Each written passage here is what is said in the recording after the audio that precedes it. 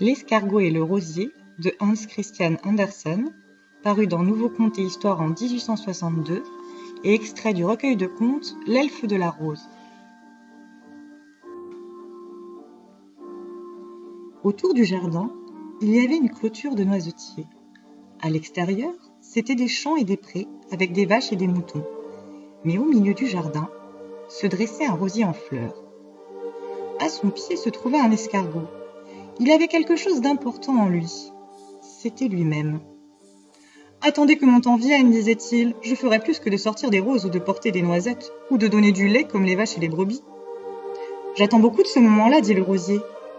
Puis-je demander quand cela viendra ? »« Je prends mon temps, dit l'escargot. Comme vous êtes pressé, il n'y a pas péril en la demeure. » L'année suivante, l'escargot était à peu près au même endroit, au soleil, au pied du rosier, qui sortait des boutons et épanouissait des roses, toujours fraîches, toujours nouvelles.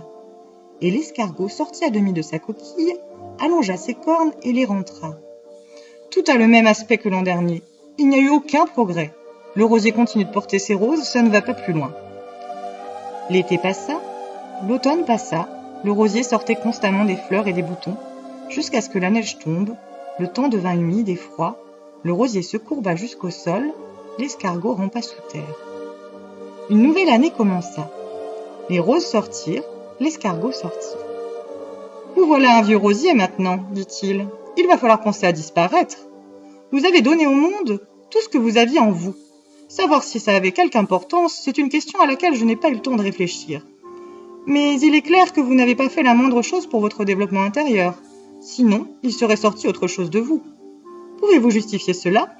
Vous ne serez bientôt plus que branchette nue. Vous arrivez à comprendre ce que je dis ? » ?»« Vous me faites peur, dit le rosier. Je n'ai jamais réfléchi à ça. »« Oui, vous devez ne jamais vous être donné beaucoup de peine pour réfléchir. Vous êtes-vous jamais rendu compte de la raison pour laquelle vous fleurissez et comment il se fait que l'on fleurit ? Comment ainsi et pas autrement ? » ?»« Non, dit le rosier, j'ai fleuri dans la joie parce que je ne savais pas faire autre chose. Le soleil était si chaud, l'air si revigorant. J'ai bu la claire rosée et la forte pluie. J'ai respiré, j'ai vécu. De la terre, une force montait en moi, une force venait d'en haut. Je sentais un bonheur toujours nouveau, toujours grand. Voilà pourquoi il fallait toujours que je fleurisse. C'était ma vie. Je ne savais rien faire d'autre. »« La belle vie que vous avez menée là, dit l'escargot. »« Certainement. Tout m'a été donné, dit le rosier.